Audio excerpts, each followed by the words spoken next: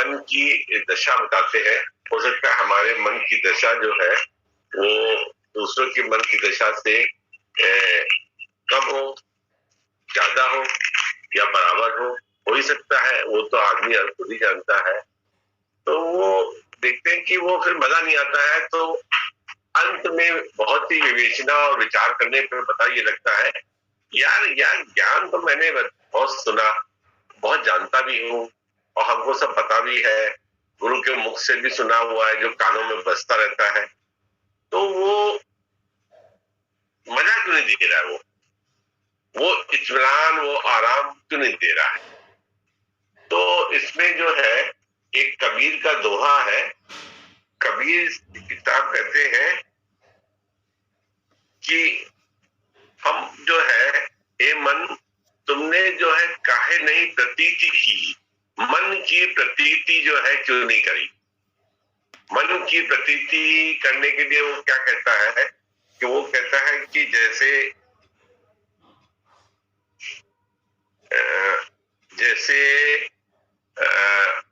प्रतीति नहीं करी मन की कि इसलिए कि हम मन को देखते नहीं है, बाकी सब चीजों के बारे में हम जानने का बहुत प्रयास करते हैं।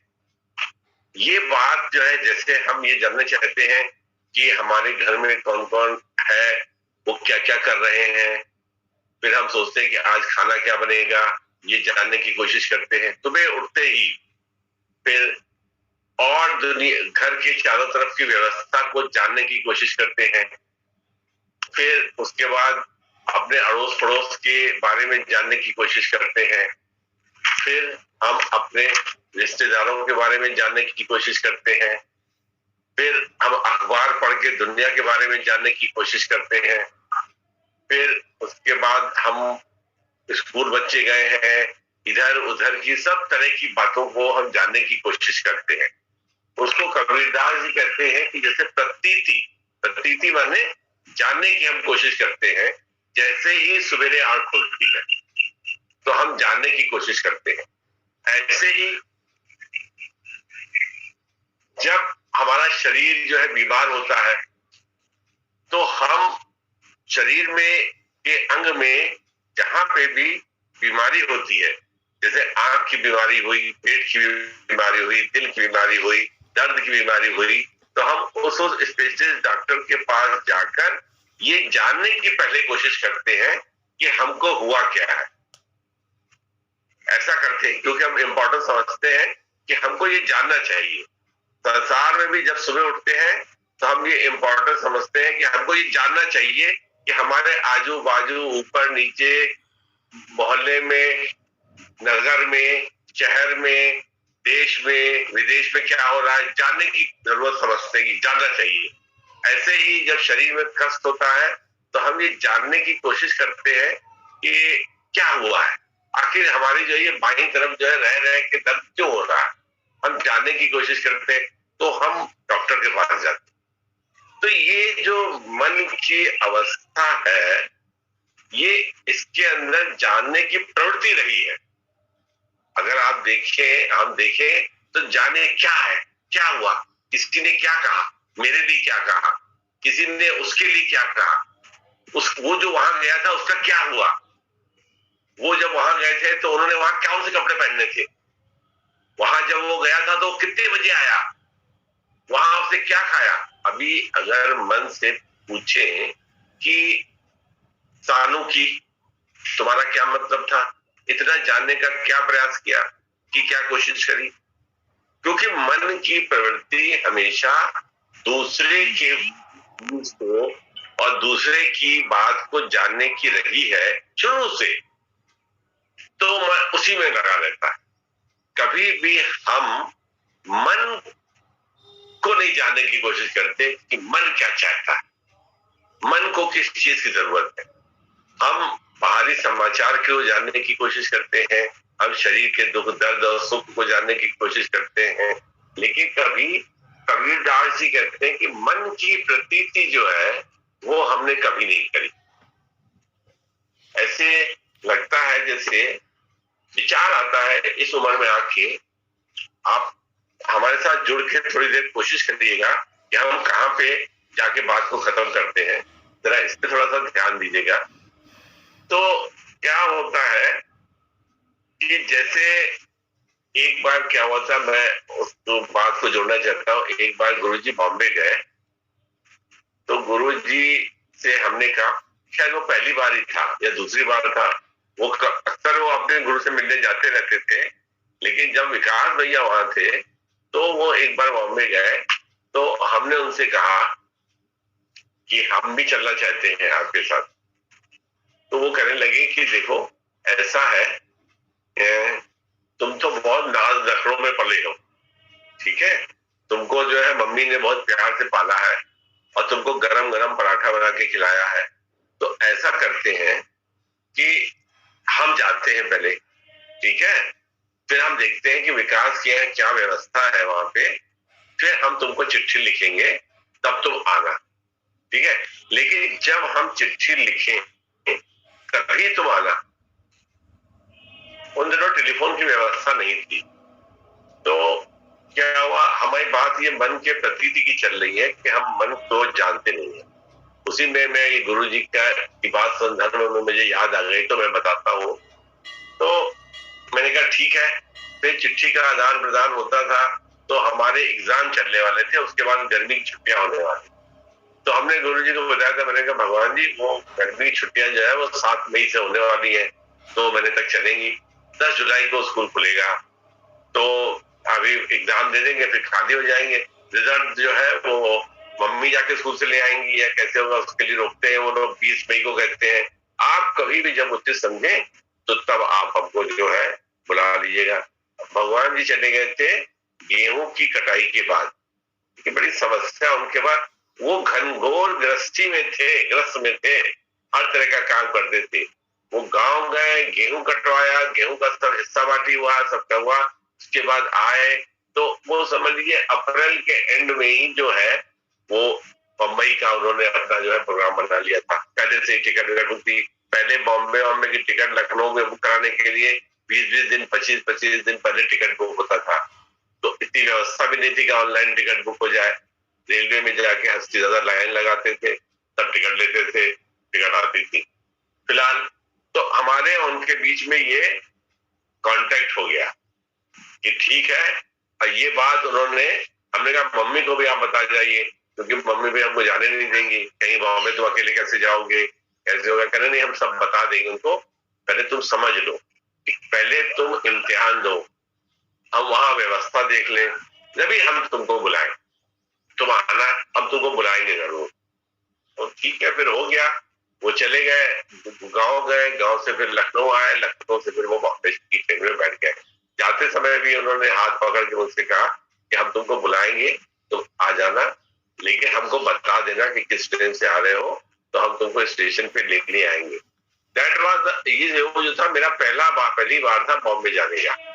तो कहने का तुम मुझे बता दोगे ना, हम ट्रेन में तुमको लेने आ जाएंगे, और तुम हमको तार से सूचित करना कि तुम इस ट्रेन से इस दिन आ रहे हो, तो हम आ जाएंगे। चिट्ठी तो 10 दिन बाद पहुंचे, 20 दिन बाद पहुंचे, 100 आदमी बॉम्बे पहुंच जाए तब चिट्ठी पहुंचे, तो तुम टेलीग्राम कर देना मुझे जीपीओ से।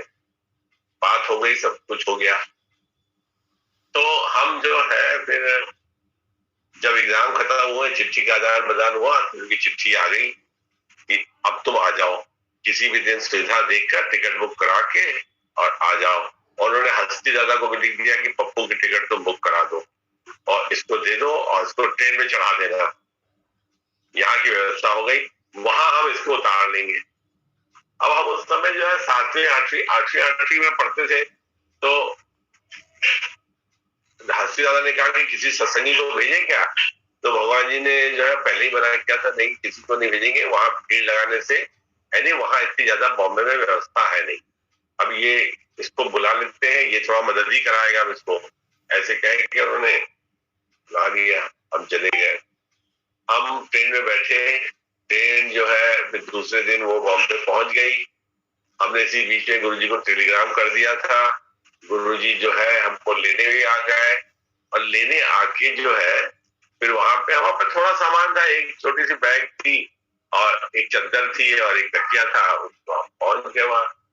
तो उन्होंने कहा, तो एक जगह पे स्टेशन पे जब चर्च गेट पे उतरे तो उन्होंने मुझसे कहा तुम यहाँ रुको, हम जो है तुम्हारे लिए लोकल ट्रेन की टिकट लाते हैं और तुमको दिखा भी दे कि लोकल ट्रेन की टिकट कहाँ मिलती है, क्योंकि उनको पता था कि ये बॉम्बे पहली बार आया है।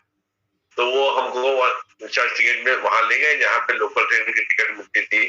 तो लोकल ट्रेन की टिकट में की उन्होंने हमारी 1 महीने की पास बनवा दी। 1 महीने की पास बनवाई जोगेश्वर चर्च गेट से लेके जोगेश्वरी ईस्ट तक। भगवान जी रहते थे बांद्रा के पास और हमारी बनवाई उन्होंने जोगेश्वरी ईस्ट तक, क्योंकि हमारी मौसी जो थी वो जोगेश्वरी में रहती थी। तो उन्होंने वहां तक की पूरे महीने की पास हमको बना दी। कहने लगा ये पास जो है तुम रखे रहो, जब कभी तुम जो है कहीं बिछड़ जाना तो कुछ हो जाना तो तुम जो है लोकल ट्रेन में चले जाना, स्टेशन में चले जाना उसी जगह पे, और वहां से तुम जो है बांद्रा आ जाना। और बांद्रा आ जाओगे, ये पास तुम्हारे पर रहेगा तो तुम्हें टिकट लेने वेने का झंझट नहीं होगा। उनने बेचारों ने मेरी पूरी सुविधा कर दी उसकी। फिलहाल हम गुरु जी के साथ पास लेके चले गए। फिर एक दिन उन्होंने मुझसे कहा कि लोकल ट्रेन की पास तो तुम्हारी ले ली है, तुम कभी लोकल ट्रेन में बैठे तो नहीं, आओ चलो आज तुमको लोकल ट्रेन में बिठा के ले चले। लोकल ट्रेन में जाना और आना भी एक बहुत बड़ी जो थी एक कला थी। ऐसे नहीं कि कोई आदमी लोकल ट्रेन में चढ़ जाए तो उतरते समय वो उतर ही नहीं पाता। स्टेशन यहाँ है तो पहुंचेगा 4 स्टेशन बाद, इतनी भीड़ होती है वहां पे। तो फिलहाल वो हमको लोकल ट्रेन में ले, लोकल ट्रेन में वो हमको अपने वहां बांद्रा से पहले वो जोगेश्वरी हमारी मौसी के पास ले गए। कहेंगे तुम अपनी मौसी से एक बार मिल तो लो, मम्मी अगर उनको चिट्ठी लिखेंगी कि बेटा आया है तो तुम गए नहीं तो कितनी फिर बदनामी होगी और मम्मी को नाराजगी भी महसूस होगी कि बताओ ये मौसी से मिलने नहीं गया। तो वो हमको मौसी से मिलवाने भी ले गए। फिर वहां से हमको वो चर्च गेट लाए, बांद्रा नहीं लाए, चर्च गेट लाए लोकल ट्रेन में घुमाने के लिए। चर्च गेट लोकल ट्रेन में चर्च गेट तक लाए, फिर चर्च गेट से फिर हम लोग बांद्रा घर आए। तो आज समझिए पूरा दिन लग गया और हम लोगों ने उसी बीच में उनका खाना भी खाया। फिर भगवान जी ने हमको एक जगह पे बड़ा पटाटा एक वो आलू का बनता है वहां पे वो खिलाया, चाय पिलाई और फिर उन्होंने लोकल ट्रेन में हमको चढ़ना और उतरना सिखाया। कभी तो पास का काम होता कहना ये भूल जाएगा तो लोकल ट्रेन ही में ना चढ़ पाए। तो उन्होंने कहा लोकल ट्रेन में ईस्ट और वेस्ट होता है ये भी समझ लो कि कहाँ कैसे कैसे उतरा चढ़ाया जाता है, वो उन्होंने सिखाया मुझे। अब ये जो मन की प्रतीति की बात मैं कह रहा हूं, तो भगवान जी ने मुझसे कहा कि पप्पू जब भी तुम्हें स्टेशन पे उतरना हो तो वो आ जाता है, स्टेशन आने वाला होता है। वो उन्होंने कागज पे लिख दिया था चर्च गेट से कौन कौन सा स्टेशन पड़ता है। उन्होंने वो विकास से कह के कागज पे लिखवा दिया था 1 2 3 4 5 6 7 8 9 10 11 12। कहने लगा तुम देख लो इस स्टेशन पे हो, इसके 2 स्टेशन के बाद तुम्हारा स्टेशन आने वाला है। तो कहने लगे कि देखो भीड़ बहुत होती है, धक्का मुक्की बहुत होती है, पहले से ही खड़े होकर दरवाजे की तरफ 2 स्टेशन दरवाजे की तरफ मुंह करके खड़े हो जा, तो तुमको कुछ नहीं करना पड़ेगा। पीछे से धक्का आएगा तुम आगे बढ़ते रहोगे। फिर एक ऐसा धक्का आएगा तुम्हारा स्टेशन आ जाएगा, तुम नीचे उतर जाओगे, तुमको कुछ नहीं करना पड़ेगा। और अगर तुमने मुंह दूसरी तरफ मोड़ दिया तो तुमको उल्टे जाके गिरोगे। तो इसलिए तुम दरवाजे की तरफ मुंह करके रहना, धक्का आते जाएगा तुम आगे बढ़ते जाओगे, ये इसका सिस्टम है, ऐसे तुम उतर जाओगे। तो मैं ये देखता हूं जिंदगी के बारे में कि हमने मन की प्रतीति नहीं करी, मन को कभी जाना नहीं। तो जिंदगी में हमने देखा कि लोग बॉम्बे के लोकल ट्रेन की तरीके से धक्के ही लगते गए। कहिए कैसे? आपको भी प्रतीत होगा कि आपको भी धक्के लगते गए। आज हम आपको बॉम्बे की लोकल ट्रेन में सैर कराते, देखिए कैसे हुआ। हम बड़े हुए, सब के बच्चे स्कूल जा रहे थे, हमारे माँ बाप ने भी हमको धक्का देके स्कूल में डरा दिया। लोकल ट्रेन में क्या कहते हैं कि दरवाजे की तरफ मुंह करते रहो, धक्का लगता जाएगा तो आगे बढ़ते जाओगे। तो आज की उम्र में जब हम जो है इतनी उम्र के हो गए हैं तो हमने देखा कि जिंदगी में बॉम्बे की लोकल ट्रेन की तरह से धक्का ही लगता गया। अब एक एक चीज को मैं बताता हूँ। सबके बच्चे स्कूल जा रहे हैं, हमको भी धक्का दिया गया, हम भी स्कूल चले गए। सबके बच्चे जो है पढ़ाई कर रहे हैं, मन लगा रहे हैं, नहीं पढ़ाई में मन लगा रहे तो मार खा रहे हैं, तो हमको भी धक्का लगा, मार खाई, हम भी पढ़ने लगे। कुछ उल्टा कुछ सीधा, धक्का ही लगता गया, अपने मन से नहीं। मन, कबीर दास जी कहते क्या है कि तुमने मन की कभी, हे कबीरा सुनो भाई साधो, मन की प्रभु प्रतीति न कीनी दे। मन की प्रतीति देखिए, पैदा हुए तो प्रतीति नहीं करी, धक्का लगता गया, हम बड़े हो गए, स्कूल में भर्ती हो गए, पढ़ाई नहीं करी तो मार खाई, डांट खाई, प्यार खाया, प्यार मिला, पुरस्कार मिला, तिरस्कार मिला, पढ़ाई कर ली। फिर उसके बाद सब धक्का खा के नौकरी कर रहे थे, हमने भी नौकरी कर ली। मन की प्रतीति नहीं करी। लेकिन ज्ञान क्या कहता है कि ये मनुष्य जीवन क्यों मिला है, इसके बारे में तो आपको लगेगा कि आपने भी जो है मन की प्रतीति नहीं करी होगी, ऐसा मुझे अनुमान लगता है। फिर उसके बाद जो है सबने नौकरी करी, धक्का लगा, हमने देखा सब नौकरी कर रहे हैं, हमने भी नौकरी कर ली। फिर सबने शादी करी, हमने भी शादी कर ली। सबने बच्चे बनाए, गृहस्थ आश्रम में आ गए, हमने भी बच्चे बनाए, गृहस्थ आश्रम में आ गए। उसके बाद फिर हम उन बच्चों को पालने में लग गए, और लोग अपने बच्चों को पालने में लग गए, हम भी अपने बच्चों को पालने में लग गए। उसके बाद जो है, अब देखिए शरीर जो है, तन जो है, वो तो परिवर्तनशील है। जो मनुष्य देह मिली वो तो परिवर्तनशील है। तो कैसे कैसे आप देखिए, हम धक्के खाते गए बॉम्बे की लोकल ट्रेन की तरीके से, और कैसे कैसे हमारा शरीर जो है वो धीरे धीरे जो है वो कमजोर होता गया। फिर बच्चों को पढ़ाने में लग गए, फिर उनके साथ भी वही क्रिया करी, उनकी चिंता में लगे रहे, किसी खाना नहीं खाया है, अभी स्कूल से आया नहीं है, फिर इसको होमवर्क क्या मिला है, फिर इसको पढ़ा दे किस तरीके से, ये निठल्ला कुछ करेगा कि नहीं करेगा, ये मेरी नाक तो नहीं डुबो देगा। अब देखिए, चिंताएं, अपेक्षा, इच्छाएं, ये सब जो है धक्के से हमको, औरों के बच्चे पढ़ रहे हैं, तुम क्यों नहीं पढ़ पा रहे हो अभी तक? औरों के बच्चों को की जो फर्स्ट आ गया है, तुम क्यों नहीं फर्स्ट आ पा रहे हो? अब हम जो है, और लोगों को धक्के लग रहे हैं, हमको भी धक्के लग रहे हैं। और लोग मंदिर गए, हम भी मंदिर चले गए। और लोगों ने घंटी बजाई मंदिर की, हमने भी घंटी बजा दी। और लोगों ने फूल चढ़ाए, हमने भी फूल चढ़ा दिए। और लोग प्रवचन सुनने के लिए बैठ गए, हम भी प्रवचन सुनने के लिए बैठ गए। और लोग प्रवचन खत्म हो गए, घर आ गए, और वो जो है, जो संत जो था वो प्रवचन कर रहा था, उसी की विवेचना करने लग गए, ये अच्छा बोलता है, इसको खांसी बहुत आती है, ये बीच बीच में जो है भजन नहीं गाते हैं, और इनके बैठने की व्यवस्था नहीं है। मतलब जो जो और करते हैं वही वही हम भी करते गए। तो आपको ऐसा नहीं प्रतीत होता कि ये जो है बॉम्बे की लोकल ट्रेन की तरीके से धक्का लगता गया और हम जीवन की इस अवस्था तक आ गए? अब जबकि बच्चे बड़े हो गए, अपनी अपनी नौकरी में लग गए, और वो हमको पूछते भी नहीं है, उनसे बात, उनके पास बात करने का टाइम भी नहीं है। जब उनसे बात करने की बात करो तो वो कहते हैं कि आपको हम फोन लेके दे दिया है, उसमें वीडियो कॉलिंग होती है, हमको बुलाने की जरूरत नहीं है, आप वीडियो कॉलिंग करके बात कर लीजिए, आमने सामने बात हो जाएगी। हम कनाडा में रहे चाहे इंडिया में रहे, आप बात कर लीजिए। आपको तकलीफ है, हम पैसा भेज देते हैं, आप इलाज करा लीजिए। तो मन को ऐसा प्रतीत होता है, तब मन से आय निकलती है कि हमने अपने बारे में कुछ नहीं किया, और हम जो है सब करते गए, हम भी करते गए, और धीरे धीरे करके हमारा शरीर जो है वो खुट गया। खुट गया मतलब क्या हुआ? कमजोर हो गया।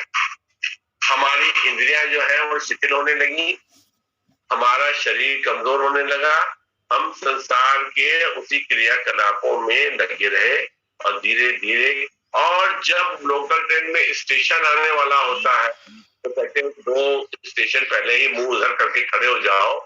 तो अब हमको ऐसा लगा कि अब जीवन में करने के लिए कुछ बचा नहीं है, तो पीछे की जिंदगी हम देखते हैं, तो हम धक्के खाते खाते खाते ही यहां तक आ गए।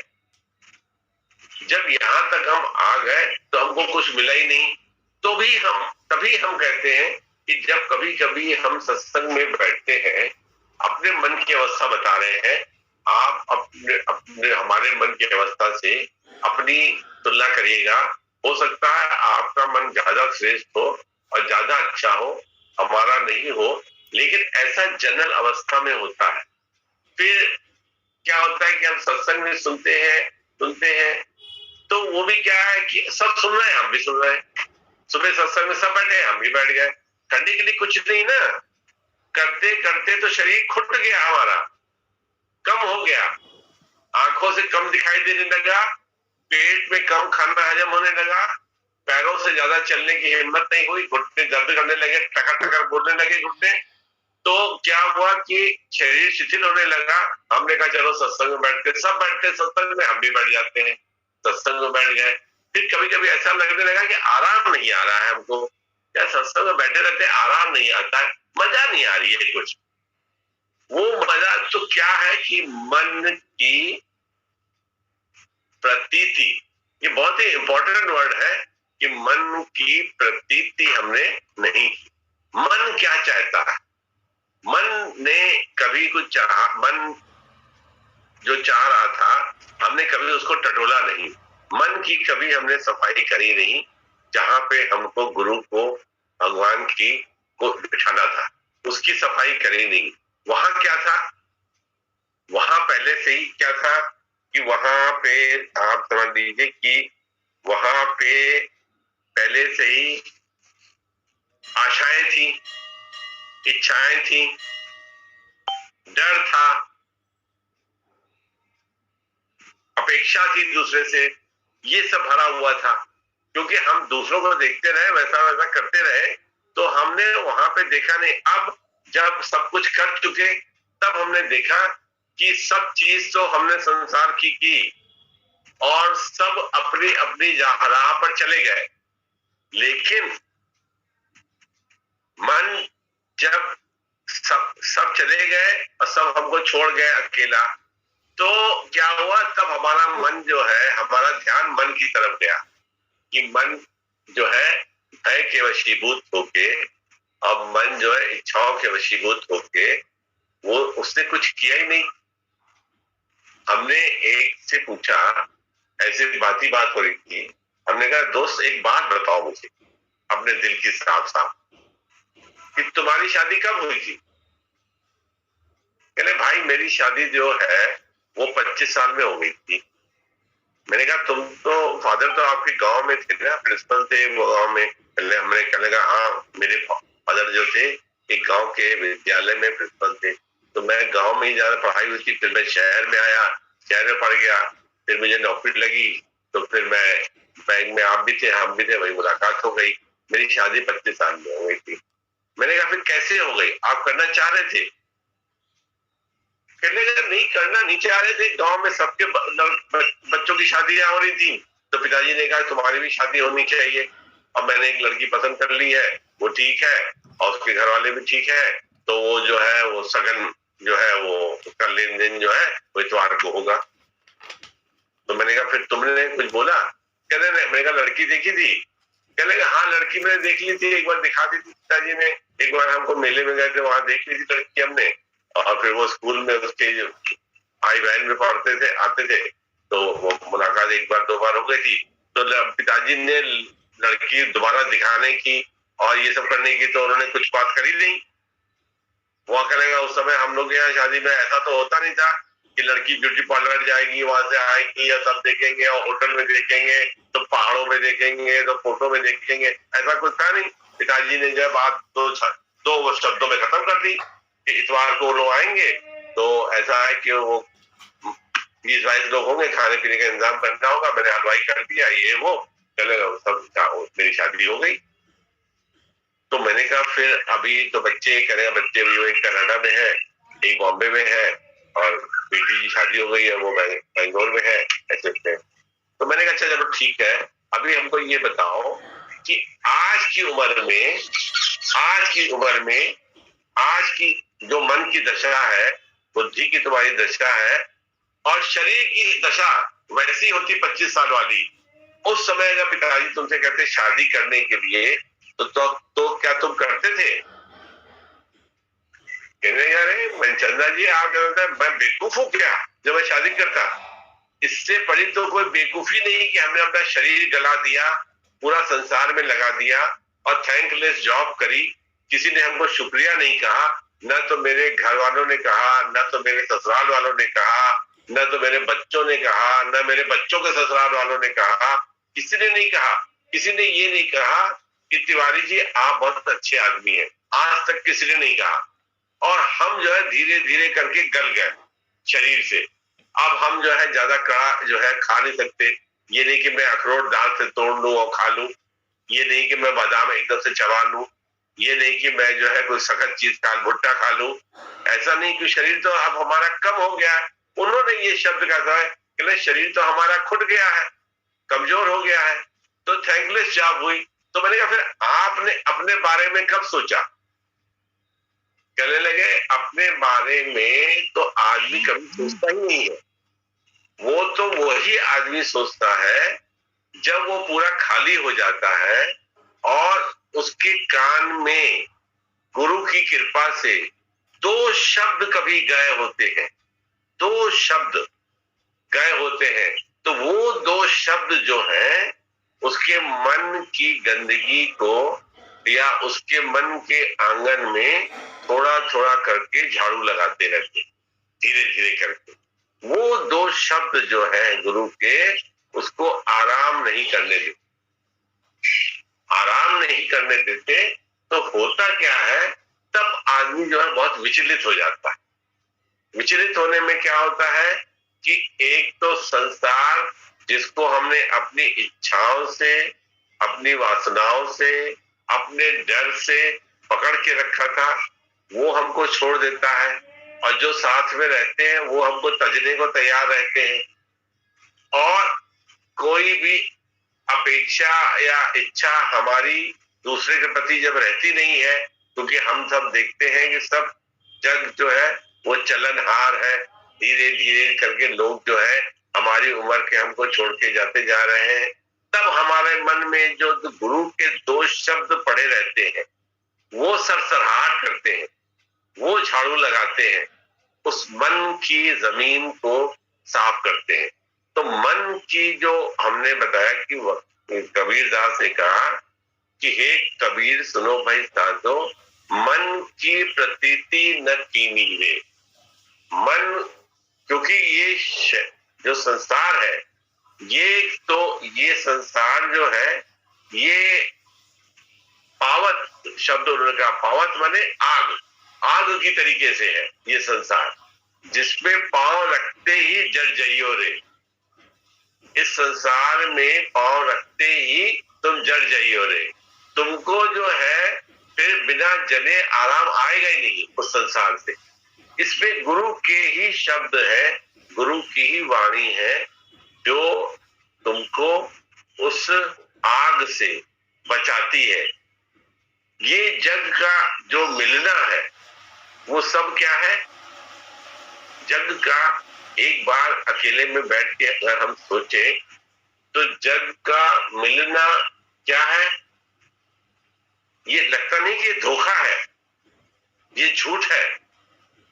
भले आपकी लड़की आके मिले आपसे, भले आपकी पत्नी आके आपसे मिले, भले आपका भाई आपसे आके मिले, जब वो जाए तो आप बैठ के कमरे में सोचे कि ये मिलना जो था वो झूठ नहीं था। आदमी मिला चला गया, आपको क्या दे गया? आपसे क्या ले गया? आपका अनमोल समय, जो बचा हुआ जिंदगी का समय है, जो राम नाम की पूंजी के लिए बचा हुआ समय है, जो बाकी समय हम व्यर्था गंवा चुके हैं, उसमें ही वो समय भी हमने गंवा दिया, उसमें भी वो समय हमने गंवा दिया। क्योंकि अंतर ध्यान जो है वो वहां लगा नहीं और संसार में ही वो जो है विचलित होता रहा। तभी कहा हमने कि जब इस तरह की जब बात कभी निकलती है तो ज्ञान की हम कोई भी बात कभी भी करें या कभी भी कोई भी ज्ञान की किताब पढ़े या कभी कोई हम भजन सुने तो आपको ऐसा लगेगा, हमको तो ऐसा लगता है क्या बात बहुत सही है, ये बात बहुत सच्ची है, इस बात में तो कोई भी शंका नहीं है। ऐसा क्यों महसूस होता है? क्या हम पैदाइशी बहुत बड़े पंडित हैं कि आपने गीता की एक श्लोक पढ़ा तो हमने कहा ये बिल्कुल बात सही है? कैसे कहा हमने कि ये श्लोक जो है बिल्कुल सही है? हम अगर अपनी बुद्धि को ठीक से लगाएं तो हम श्लोक को गलत साबित कर सकते हैं, अपनी बुद्धि से, व्यवहारिक और संसारिक बुद्धि से उस श्लोक को गलत साबित कर सकते हैं। लेकिन नहीं, मन ने इतने धोखे खाए हैं, इतनी ठोकरें खाई हैं और इस चिंता देखी है तो उसको लगता है कि नहीं, ये बात जो है ये बिल्कुल सही है। तभी आदमी सोचता है कि हम घूम फिर के न चाहते हुए भी सत्संग में बैठते हैं और सत्संग में वाणी को सुन के समझने का प्रयास करते हैं। तो ऐसा क्यों करते हैं? ऐसा हम इसलिए करते हैं कि हम बहुत अच्छे आदमी हैं, इसलिए करते हैं। इसलिए नहीं करते हैं कि हम बहुत अच्छे आदमी हैं, हम इसलिए करते हैं कि जब हम उस जिंदगी से उस प्लेटफॉर्म पे आ गए जहां पे कहता है कि देखा दुनिया का झूठा झमेला तो मन को हटाना पड़ा। देखा दुनिया का झूठा झमेला तो मन को हटाना पड़ा, ऐसा भजन हम गाते हैं। तो क्यों गाते हैं? और जब हम बैठते हैं तो मन से हाय निकल जाती है, वो क्यों निकलती है? वो मन जो है हमको ये समझाता है कि वही मन हमको कहता है कि ये जो दुनिया में हम जो इतना लगे हुए थे और जितना हमने मन को, तन को, धन को उसमें लगाया, उसका कोई, उससे कुछ मिलना नहीं था। वो तो देखिए, वो हमने कई बार ऐसा कहने का प्रयास किया है कि जो ग्रस्त, हम इसका मतलब ये नहीं है कि अगर ऐसा नहीं, दुनिया में कुछ नहीं मिलने वाला है, अगर दुनिया में जो है सब जो है बेवफा है और दुनिया में जो है सब धोखेबाज है, तो हम सब छोड़ के, गृहस्थ आश्रम छोड़ के हम संन्यास में चले जाएं। हम ये नहीं कह रहे, ऐसा नहीं कह रहे। हम ये कह रहे हैं कि मन की बात कर रहे हैं। शरीर तो कर्मों के हिसाब से उसी गृहस्थ आश्रम में, उसी कर्म क्रियाओं में लगेगा, लेकिन मन को अगर हमने भगवान में लगाया है, अंतर मन से लगाया है मन को, तो जब मन को हमने अंतर मन से लगाया है तो होता क्या है, मन को जब हम अंतर मन को जब भगवान में लगाते हैं तो बाहरी हमें कोई क्रिया की जरूरत नहीं होती है। बाहरी किसी हमें अपने प्रारब्ध को या अपने जो है वर्तमान को बदलने की जरूरत नहीं होती है। बदलना कहाँ पे होता है? बदलना होता है अंतर मन को। सारा खेल ही उसी का है। सारा खेल इसलिए उसी का है कि अगर सारा खेल नहीं होता तो आप देखिए, कोई आदमी आया, खाली हाथ आया आपके घर, आप देख के बहुत खुश हो गए। दूसरा आदमी आया 2 घंटे बाद, वो भी खाली हाथ आया, आप न उससे खुश नहीं हुए। आपने कहा आया तो आया, बात की, उसको फिर भेज दिया। तीसरा आदमी 2 घंटे के बाद आया, वो भी खाली हाथ आया, लेकिन उसको देख के आप क्रोधित हो गए।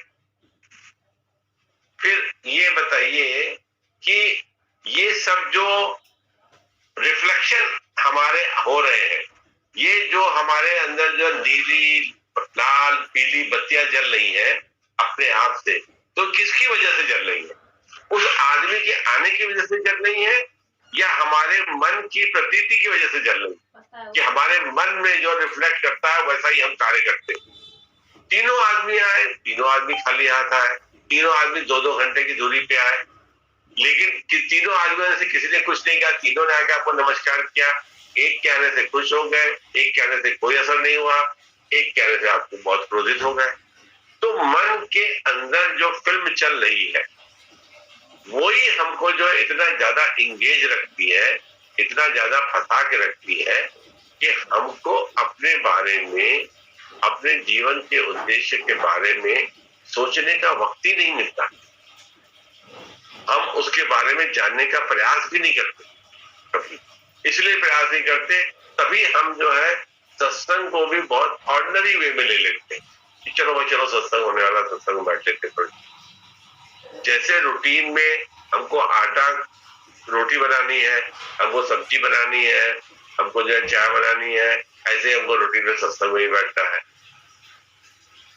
तो हमने क्या बना दिया, उसको रूटीन बना दिया बिना किसी कीमत के। इसलिए बनाया कि हमने उस मन की प्रतीति जो है, मन को क्या खुराक चाहिए थी जो नहीं मिली, और मन ने ही वो खुराक जो है वो गुरु ने हमको वो खुराक दी। गुरु ने वो खुराक दी नहीं, गुरु ने उस खुराक को समझने की बुद्धि दी कि ये क्या चीज सही है। जब वो बात दी हमको लगी, तभी हमारे मन में जाना कि अभी तक का समय जो था, इतने दिन का समय जो था, या इतनी सालों का समय जिंदगी जो थी, हमने बेकार में व्यथा में गंवाई। व्यथा संसार में खाली हाथ हम इधर से उधर घूमते रहे, हम लोकल ट्रेन के उस सवारी की तरीके से घूमते रहे। जैसे जैसे धक्का छूटता गया हम आगे बढ़ते गए, जैसा जैसा सब करते गए हम भी करते चले गए। हमने ये कभी सोचा ही नहीं कि ये जीवन जो है हमको काहे के लिए मिला। आज हम कहते हैं कि गृहस्थ आश्रम से अच्छा तो हम पहले वैसे रहते तो क्या बुराई थी, तब भी हम अच्छे थे, अब भी हम अच्छे। गृहस्थ आश्रम के छोड़ने या न छोड़ने, जो अभी जो भी साधक या जो भी श्रोता या जो भी सुनने वाला है, मैं ये सलाह दूंगा कि जिस अवस्था में है उसी अवस्था में आज ही के क्षण से मन की प्रतीति करनी चाहिए कि मन हमारा भगवान में, मन हमारा गुरु के चरणों में कैसे लगे। उसके लिए कोई प्रयास, कोई तपस्या, कुछ ऐसा करने की जरूरत नहीं है। सिर्फ मन को एकाग्र बुद्धि से वहीं लगाने की जरूरत है। अगर हम उसको वहीं पे लगाते हैं तो क्या होता है कि हमको वो परमार्थ का, वो सत्संग का स्वाद जो है वो अपने आप ही आने लगता है। क्योंकि देखिए, अभी हमको इच्छा जागृत होती है तो किसमें होती है? मन में ही होती है। हमें भय जागृत होता है तो मन में ही होता है। भय क्यों जागृत होता है? एक एक जितने भी अवगुण है या जितने भी दोष है जो हमको आगे बढ़ने से रोक रहे हैं, अगर हम इनकी विवेचना करें तो विवेचना करेंगे तो ये दोष एक के पीछे एक, एक के पीछे एक लगे रहते हैं। वो हमको वहां तक पहुंचने देते नहीं। हम उसी में जो है गोल गोल गोल गोल गोल गोल घूमते रहते। देखिए, एक व्यंग कथा थी। व्यंग कथा ऐसी थी कि एक बार जो है एक आदमी जो है तैयार हो रहा था दफ्तर जाने के लिए। उसकी वाइफ जो थी, पत्नी जो थी, वो किचन में खाना बना रही थी, उसका टिफिन बना रही थी। इतने में क्या हुआ, जोर जोर से जो है चिल्लाने की आवाज आने लगी उसकी। तो वो तुरंत कमरे से निकल के पूछा, कहने भाई क्या हो गया? उसने सोचा कि आग लग गई, क्या हुआ, कैसा हुआ। किचन में दौड़ के गया। तो किचन में दौड़ के गया तो देखा पत्नी जो है वो स्टूल के ऊपर खड़ी है। तो देखा, भाई क्या हो गया, तुम स्टूल के ऊपर खड़ी हुई चिल्ला रही हो, क्या हो गया? ये कह रहे देखो काकरोच। एक काकरोच नहीं होता जो नाली वाली से निकल के आ जाते हैं, गंदगी निकल के आ जाते हैं। अरे काकरोच है, मुझे इससे बहुत डर लगता है और इसको भगाओ, तभी हम उतरेंगे, तभी खाना बनाएंगे। और वो चिल्लाने लगी, डर गई बहुत ज्यादा।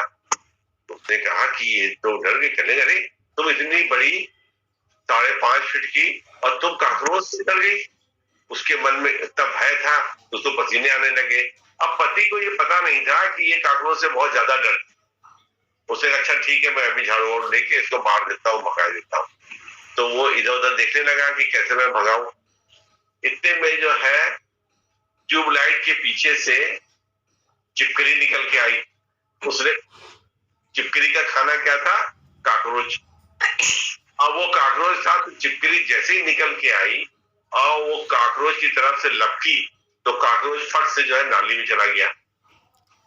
तो काकरोच को किसका डर लगा? पत्नी को किसका डर लगा? काकरोच का। काकरोच को किसका डर लगा?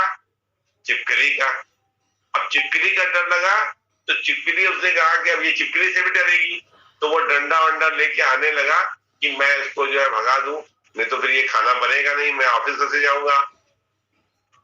इतने में उनका पालतू कुत्ता था, उसने देखा चीख चिल्लाहट मची हुई है किचन में, क्या कोई बात हो गई है। कुत्ता भी बहुत सेंसिबल होते हैं, जानवर भी बहुत सेंसिबल होते हैं, इंसान की फिजा को और फितरत को वो भी पहचानते हैं। तो वो कुत्ता जो है किचन पर झांकने गया, उसको देखा चिपकली है, तो वो भौं भौं करके जो है दौड़ने लगा, उसको भौंकने लगा। उसको भौंकते भौंकते वो दो पैर उठा के ऐसे से करने लगा, तो थल्ले के ऊपर दूध का पतीला रखा था, वो दूध का पतीला ही उलट गया और चिपकली तो गायब हो गई, ट्यूबलाइट के पीछे चली गई फिर से। वो अब पति का पारा जो था, काकरोच, औरत को डर किससे लगा? काकरोच से। काकरोच को डर किससे लगा? चिपकली से। चिपकली को डर किससे लगा? कुत्ते से। अब कुत्ते ने जब दूध गिरा दिया, तो पति ने कहा अभी मैं डंडा उठाता हूँ, उसको मारता हूँ कस के, तभी ये समझ में आएगा ये नालायक और जो है गंदगी फैलाए हुए। इतनी बार कहा कि यहाँ जानवर मत पालो, 2 कमरे के फ्लैट में जानवर कहाँ पलेगा। लगा वो जोर जोर से चिल्लाने, और उसने जो है डंडा उठा के, आज मैं इसको निकाल के दम देता हूँ। और दूध पूरा फैला हुआ था किचन के अंदर। अब उसने डंडा उठाया। अब वो कुत्ता जो था वो पत्नी जी को बड़ा प्रिय था, उसने जोर से चिल्लाया, खबरदार जो तुमने इसको मारा, नहीं तो मैं आज ही मैके चली जाऊंगी। उसने इतनी जोर से चिल्लाया तो पति जी डर गए, उन्होंने डंडा रख दिया। उसने कहा भाई खाना दे दो, अच्छा मैं जा रहा हूं। अब देखिए डर जो चला, डर काकरोच से, पत्नी से काकरोच में, काकरोच से चिपकली में, चिपकली से कुत्ते में, कुत्ते से फिर पति में, और पति को डर लगा पत्नी से कि ये जो है झगड़ा फसाद हो जाएगा, या अगर हमने कुत्ते को मार के भगा दिया तो। डर जो है ये डर या ये भय, ये ट्रैवल करता है, ये रन करता है। जहां जहां हमारी आसक्ति या जहां जहां किसी चीज के खोने का हमें डर रहता है, वहां वहां वहां वो डर जो है ट्रैवल करता रहता है। हमको भी अपनी जिंदगी में डर रहता है, हमें पास जो पदार्थ है ये खो न जाए, ये गुम न हो जाए, ये कोई चुरा के न ले जाए, हमको और मिल जाए, इसके लिए मुझे और प्रयास करना पड़ेगा।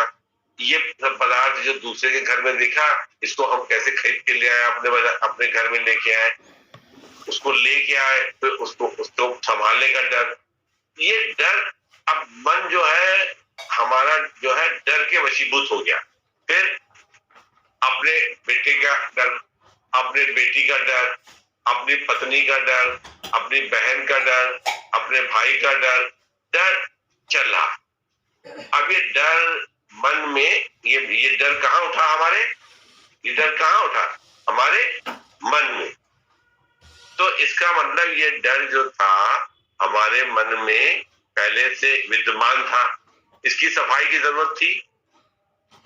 इसका मतलब इसकी सफाई की जरूरत थी। तो ये जो है, इसका मतलब वहां पे मन में झाड़ू लगाने की जरूरत थी कि जिससे डर हमारा भाग जाए। एक चीज।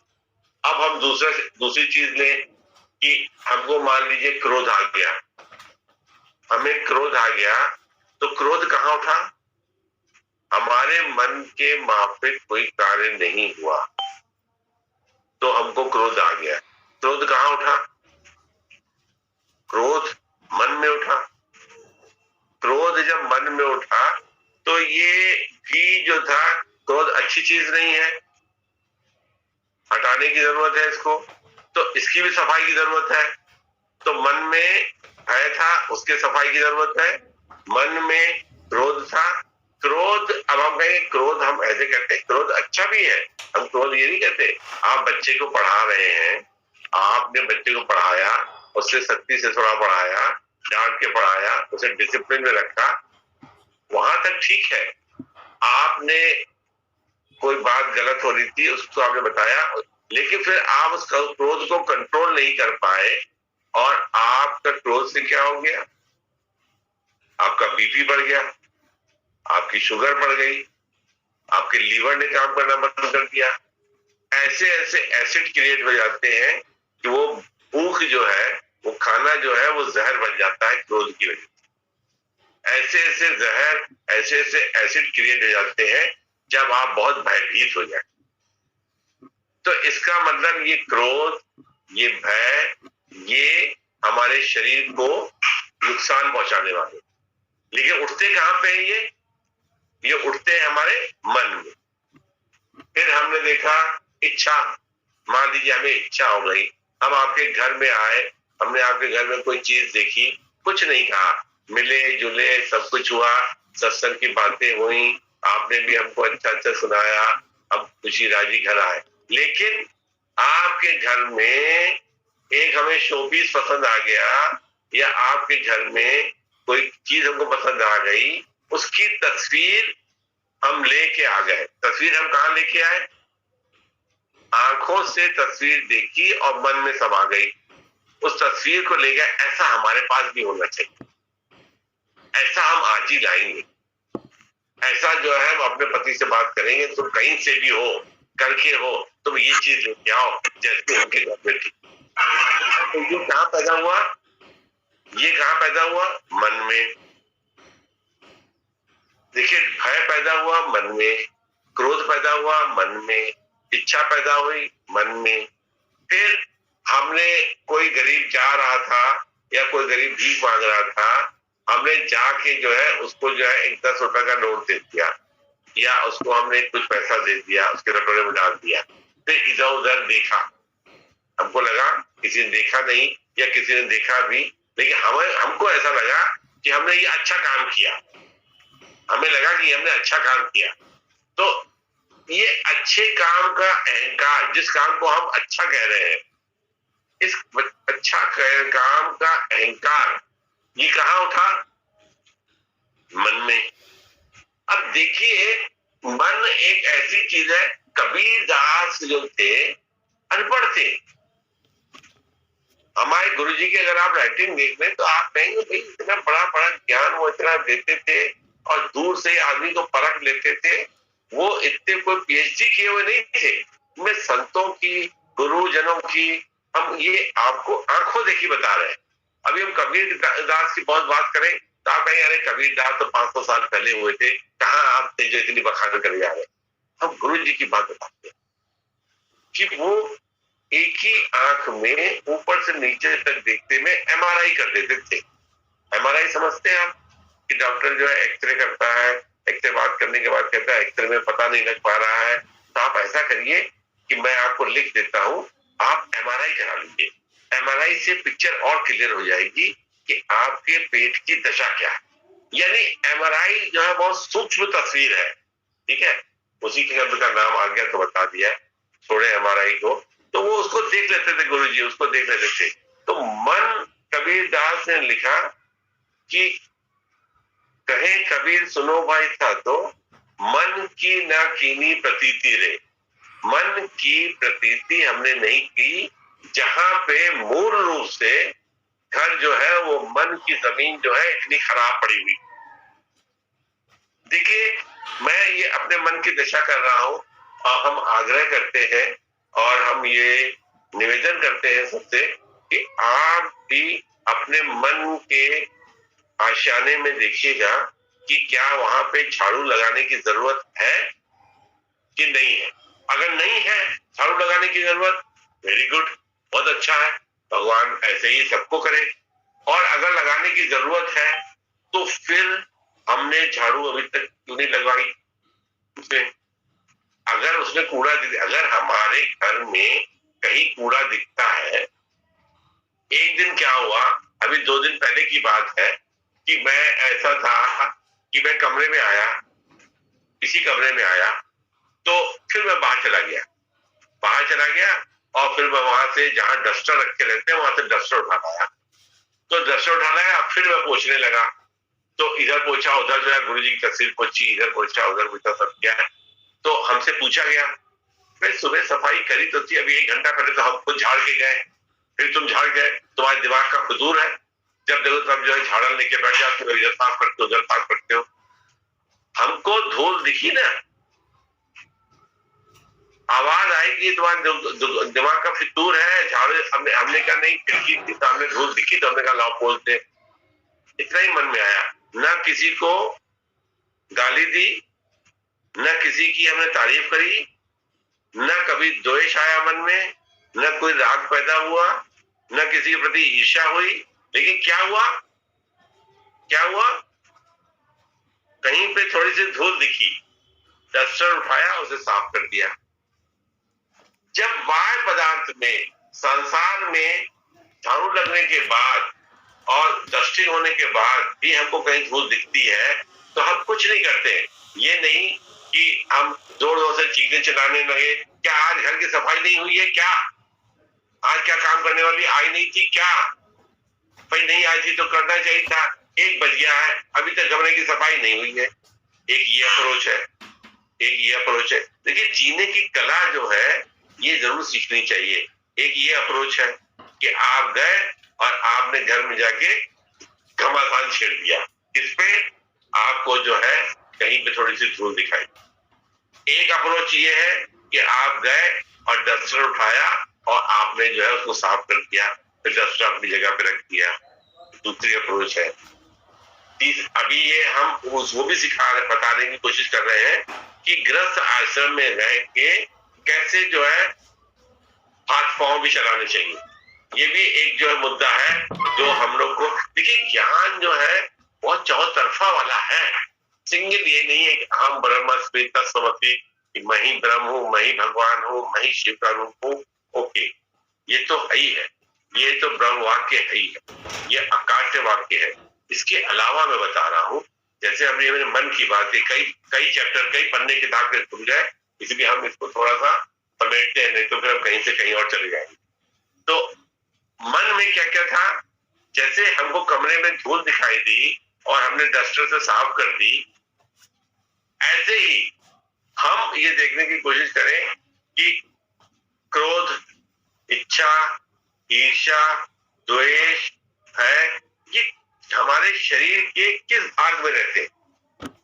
ये हमारे शरीर के मन के भाग में रहते हैं ना। तो जैसे शरीर में कोई दर्द होता है, कोई कष्ट होता है, तो हम उस डॉक्टर को जाके दिखाते हैं और उसे बार बार कहते हैं, डॉक्टर साहब देखा ना आपने, यहाँ पे दर्द हो रहा है। जब हम लेटते हैं ना तो थोड़ा आराम आ जाता है, करवट लेते हैं तो थोड़ा आराम आ जाता है, लेकिन करवट लेके जैसे ही उठते हैं फिर दर्द होने लगता है। डॉक्टर का खून पी जाएंगे, कई बार बताएंगे, वो पढ़ चलेगा, हाँ करता रहेगा, वो लिखता रहेगा दवा को, 10 बार उसको बताएंगे, क्योंकि हमको वो चीज पसंद नहीं है। हमारे शरीर में जो हमारे बाएं तरफ दर्द हो रहा है वो हमको पसंद नहीं है, हमको कष्ट दे रहा है, हम बेआरामी में हैं। तो हम उसको बार बार रिपीट करके ऐसा करते हैं कि डॉक्टर के कान में वो बात घुसी जाए।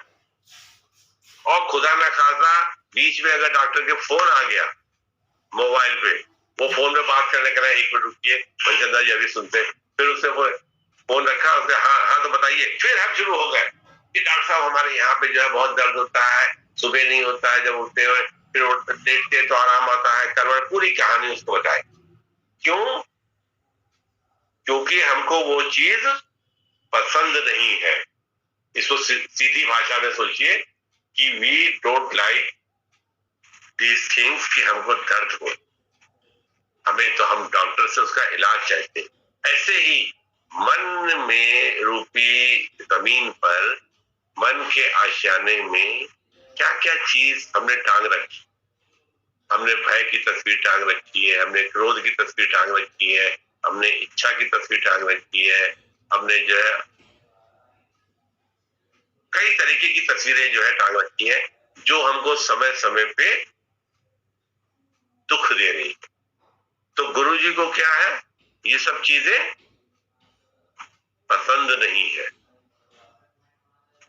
गुरु को भी जो है ये चीजें पसंद नहीं है। वो उन्हीं को हटाने का प्रयास करता है कि इन चीजों को यहां से दूर किया जाए, इन चीजों को यहां से हटाया जाए, क्योंकि ये चीजें जो है आगे चल के कष्ट देंगी। फिर पलट के मैं आता हूँ, डॉक्टर ने जब MRI कराया, देखा तो उसने कहा ओहो आपके तो किडनी में स्टोन है। अब क्या है, अभी तक तो हमको दर्द हमको पसंद नहीं था, अब डॉक्टर को स्टोन पसंद नहीं है जो हमारी किडनी में है। वो क्या चाहता है, इनको निकाला जाए, जब ही आराम मिलेगा, इसके बिना आराम नहीं मिलेगा। अगर कहने का मनचंदा जी, अगर आप किडनी से स्टोन नहीं निकलवाएंगे तो ये स्टोन आपकी किडनी को डैमेज कर देंगे, किडनी को नुकसान पहुंचा देंगे, इसलिए इनका निकलवाना अति आवश्यक है। हमने कहा डॉक्टर साहब कब निकलवा लें? देखिए शब्दों पे ध्यान दीजिएगा, यही शब्द ज्ञान के तरह से मन में घुसते हैं। कहने के कब निकलवा लें? बोले जल्दी से जल्दी, जब आप डिसाइड कर लें।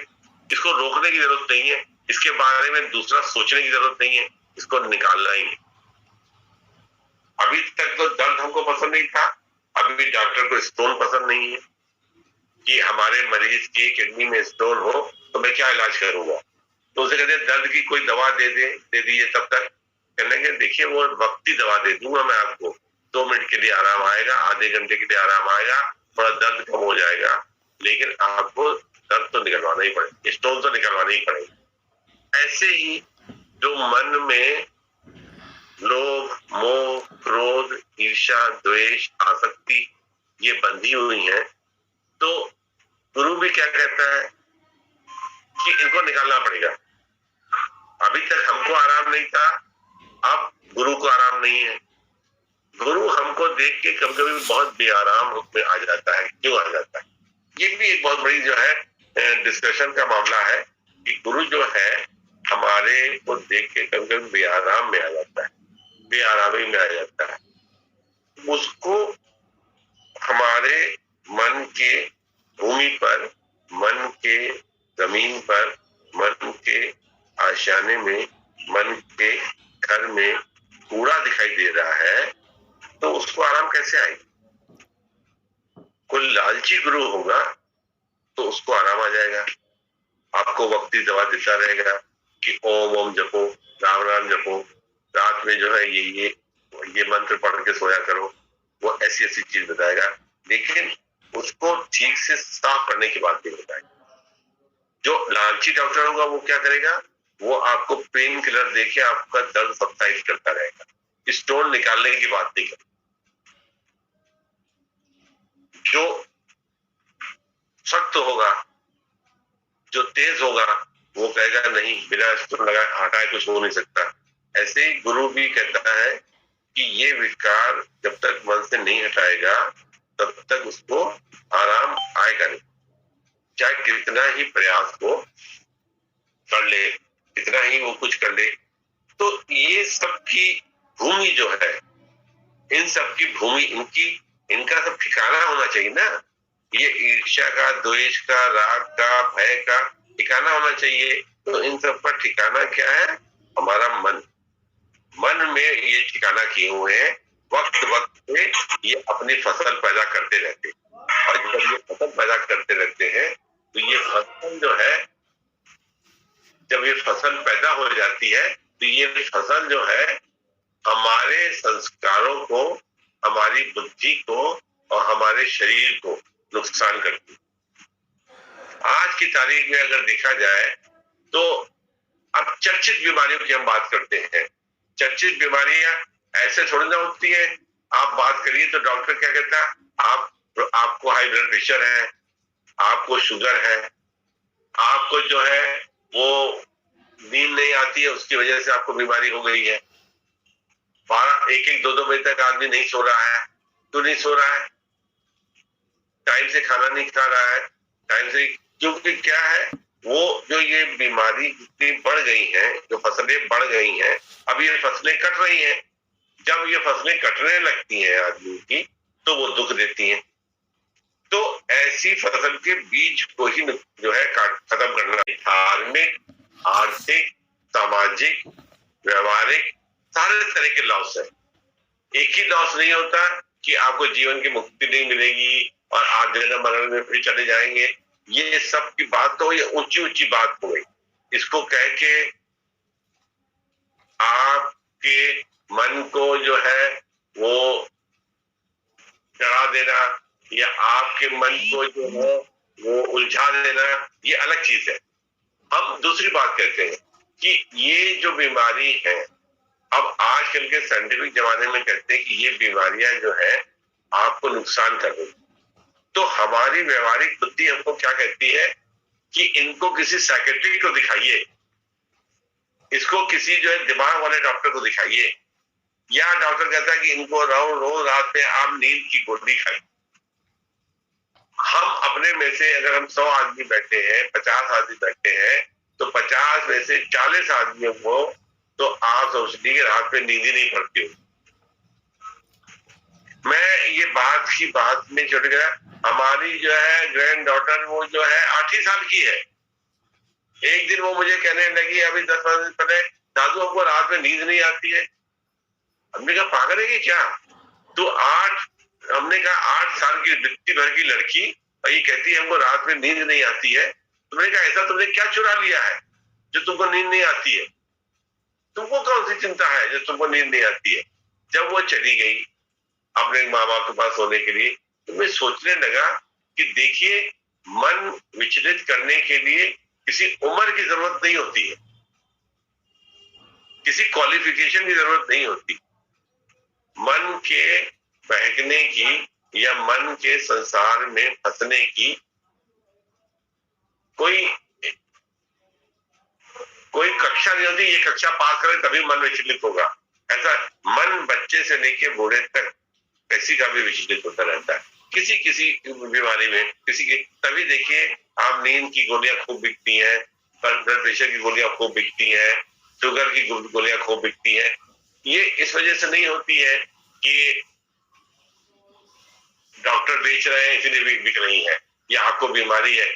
बीमारी के लगने का कारण ही हमारा जो है मन की दशा हमको जो है बहकाती है, वो दौड़ाती है, वो फंसाती है, तो हम उसमें जो उलझ जाते हैं। तभी ये बीमारियां हमको 35 साल 40 साल के आसपास जो है दिखाई देने लगती है। वो आके अपनी फसल जो है काटने पे हमको मजबूर करती है। वो यही वजह है कि मन को हम जितना ज्यादा चलायमान रखते हैं, उतना ही ज्यादा जो है मन हमारा जो है शांति के दरवाजे से दूर दूर दूर दूर चलता है। आसपास में देख लीजिए, अपने परिवार में देख ले, पहले के जमाने में और आज के जमाने में कितना फर्क हो गया है। तो ये थोड़ी ना कि पहले के जमाने में आज जो है ज्ञान की उपलब्धता ज्यादा है। आप गूगल में उठाइए, गीता का शुरू कर दीजिए, गीता के श्लोक शुरू हो जाएंगे। गूगल में उठाइए, आपको जो है भागवत की कथाएं शुरू हो जाएंगी। फिर आप मोबाइल में कोई चीज उठाइए तो तमाम जो है प्रवचन देने वाले जो है साधु मिल जाएंगे, अच्छा ज्ञान देते हैं, आपका मन भी लगेगा। क्यों? क्योंकि बीमारी बढ़ रही है ना। जितनी बाह्य वृत्ति से हमारी बीमारी बढ़ रही है, जितनी बाहर मुक्ता से हमारी इच्छाएं है, वासनाएं, ईर्षा, आसक्ति जा रही है, उतनी उतनी ये बीमारी बढ़ रही है। जब उतनी बढ़ रही तो आप देखिए, सत्संग की तो कोई कमी नहीं है, संतों की तो कोई कमी नहीं है। मरीज ज्यादा हो गए, मन के मरीज ज्यादा हो गए कि 8 साल का बच्चा भी कहता है कि दादू हमको रात में नींद नहीं आई। नहीं तो बताइए, वो तो 8 साल के बच्चे को क्या तमीज नींद की? वो तो जहां पाए वहीं सो जाए। वो तो आप उसको कंधे पे टेढ़ा करके लेटाई तब वहां सो जाता है।